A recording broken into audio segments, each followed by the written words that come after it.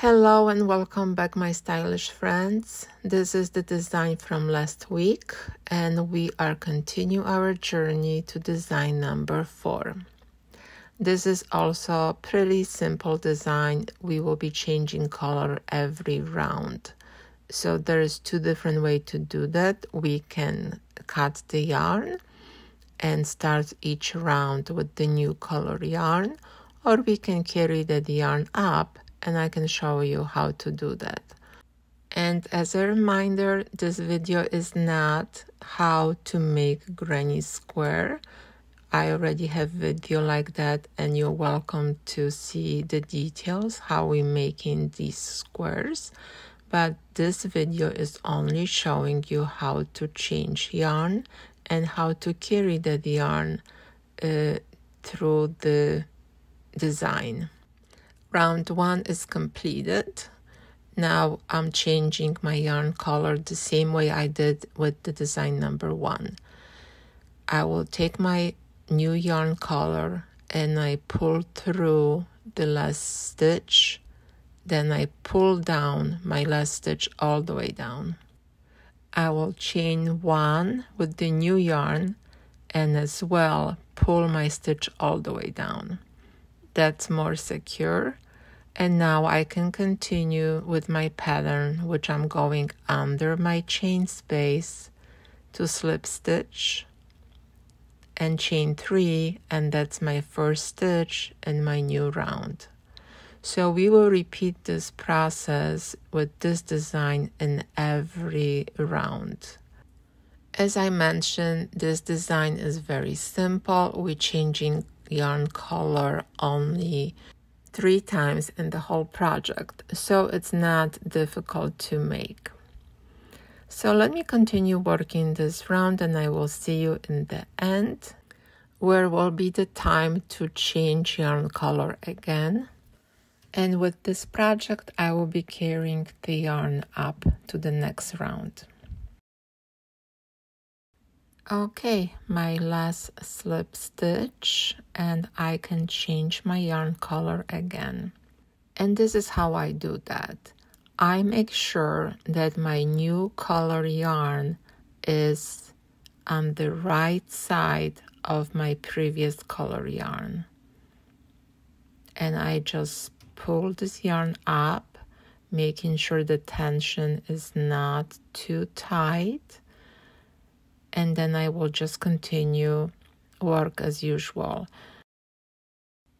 We will repeat the same process in the next round. So let's speed up this round so I can meet you at the end again to show you one more time how I carry that yarn up.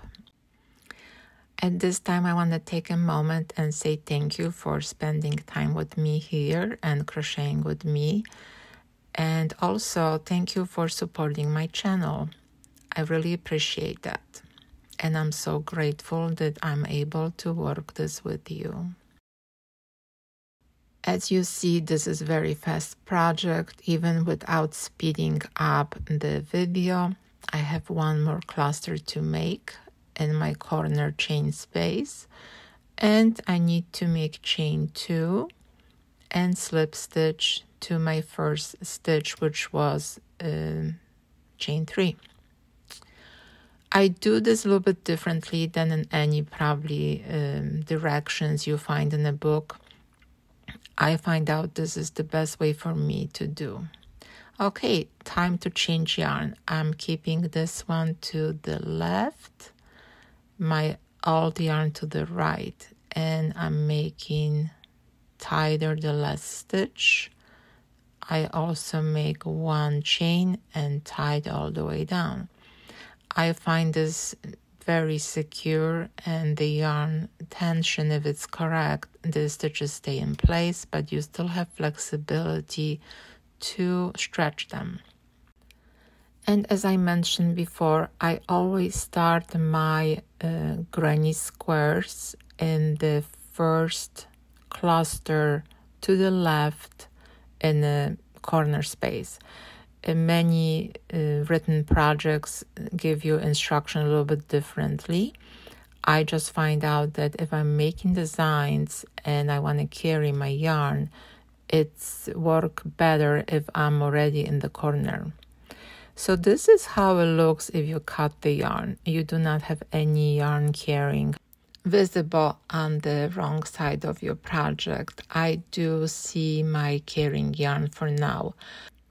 I will show you at the end how you can use your yarn tail to minimize the exposure of that carrying up yarn. And I believe it's very neat at the end, and you can use this stitch pattern for your blankets or any other project where you want to see both sides. Also, by carrying yarn, you're not saving the yarn. You need less yarn because you don't need to cut long tails and hide them, but you're also saving time in your project.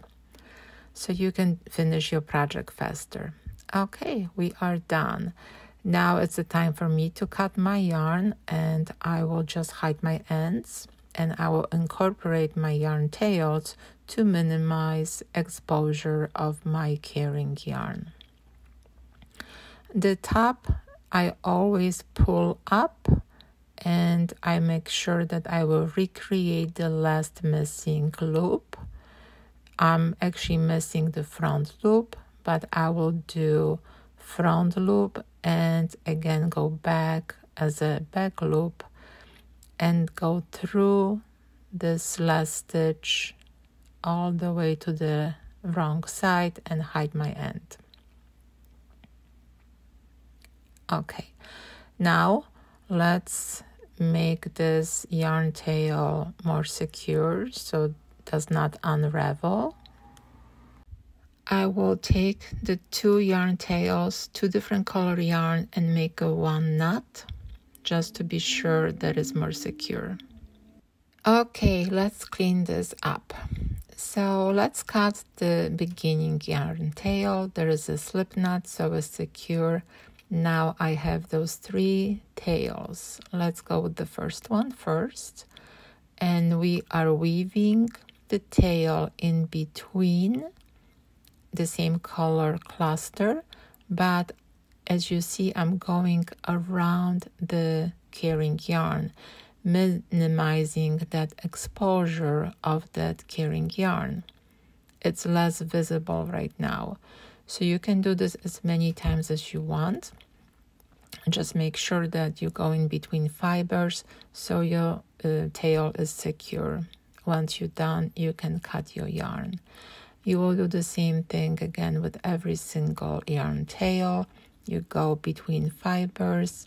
Once it's secure, and this one I know it is because we already did on the top, we cutting that yarn tail as closest to the project as possible. And this is the last one, and again I'm going around my gray yarn to kind of hide in between my stitches. So even if it's still visible, it's just less visible right now. Also, it's more secure. It's connected to the project the best possible way. Okay, that's the right side. It does look pretty, and again, you can make this in different colors. You can change the color of the two color you're making, just reverse the combination, and you can use this only as a two color blanket or scarf or any other project. So please give a thumbs up if you like this video or if you learned something new. I appreciate you spend this time with me. Happy crocheting and have a wonderful day.